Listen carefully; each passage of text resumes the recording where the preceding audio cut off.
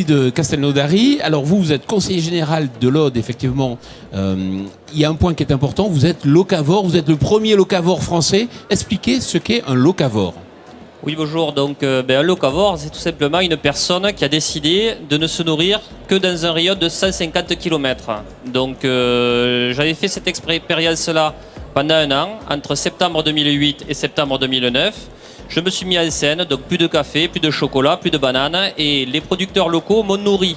Les maraîchers, les éleveurs, les viticulteurs, et tout ça pour montrer notre degré de vulnérabilité par rapport aux approvisionnements.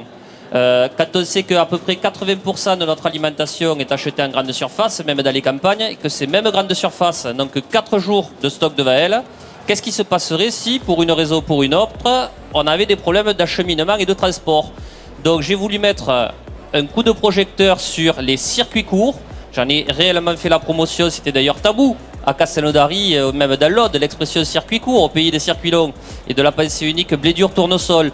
Donc ça a été un zoom sur les circuits courts.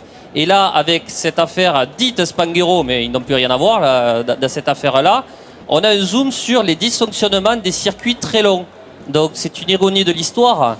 Et donc j'ai pu me faire suivre par une conseillère en économie sociale et familiale qui a déterminé qu'en fait ce n'est pas plus cher que de manger local. Je me suis fait suivre au niveau médical, on ne tombe pas malade en mangeant local. J'ai mangé de saison, des produits frais, tout ça. Et également, je me suis fait suivre par un historien des révoltes frumentaires et un militaire dégagé de son devoir de réserve. Alors, on va reprendre ces 3 points. Premièrement, ce n'est pas plus cher, c'est moins cher, c'est le même prix? Alors, on s'est amusé à faire les espions dans les grandes surfaces. Donc, j'avais mon maraîcher, on lui achetait à l'avance, oui, parce que j'avais créé des associations pour le maintien de l'agriculture paysanne plusieurs années auparavant. Les AMAP. Les AMAP, voilà. Donc, on avait des légumes beaux, bio, bons et locaux. Et on est allé dans les grandes surfaces, on a regardé, et là on a vu quoi? Des légumes pas beaux, pas bio, pas bons et pas locaux. Et très concrètement, dans les grandes surfaces, c'était entre 5% moins cher et 50% plus cher. Il n'y a pas photo. Donc ça veut dire qu'effectivement, si on va chercher de la nourriture loin, ça a aussi un coût, ce qui est logique, puisqu'il faut payer le transport. Le transport, le bilan carbone, et là au moins dans les circuits courts, vous savez à qui vous donnez votre argent. Vous n'allez pas engraisser les multinationales, parce que la différence ne va pas dans la poche de la caissière. Elle s'en va engraisser les actionnaires dans les paradis fiscaux. Tandis que là, vous donnez de l'argent aux acteurs locaux, vous fixez la richesse sur le territoire. Donc on arrive à faire, avec des circuits courts, on arrive à faire rimer économie avec écologie et lien social.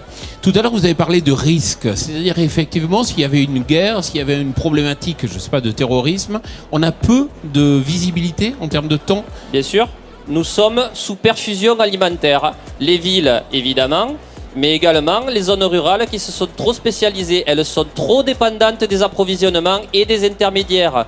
Et là, on voit, il y a le risque en termes de volume, mais il y a aussi le risque en termes de qualité. Plus c'est loin, plus les circuits sont longs, plus il est permis de faire les cons.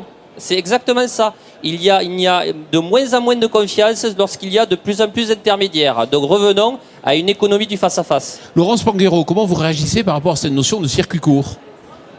Mais je crois que Stéphane Linou a bien résumé les choses. Le produit aujourd'hui est un produit cher à produire, la viande surtout, et ne supporte pas les circuits longs. Et quand vous avez en face de vous des gens qui ont des circuits longs, ben ça veut dire qu'il y a quelque part quelque chose qui cloche. Ce qui nous occupe dans l'affaire d'aujourd'hui, c'est que c'est une tromperie, non pas sur la qualité des produits, non pas sur l'origine, mais sur la nature du produit. Ça, c'est quelque chose de rare. L'histoire du cheval, c'est unique, c'est une fois tous les, je ne sais pas, mais c'est très rare. Alors que dans les circuits courts, forcément, on arrive à connaître l'éleveur, on sait l'abattoir qu'il a abattu, la transformation et le client final. Il n'y a pas photo.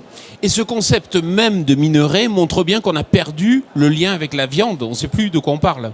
Tout à fait. Vous savez, le terme de minerai est utilisé entre professionnels.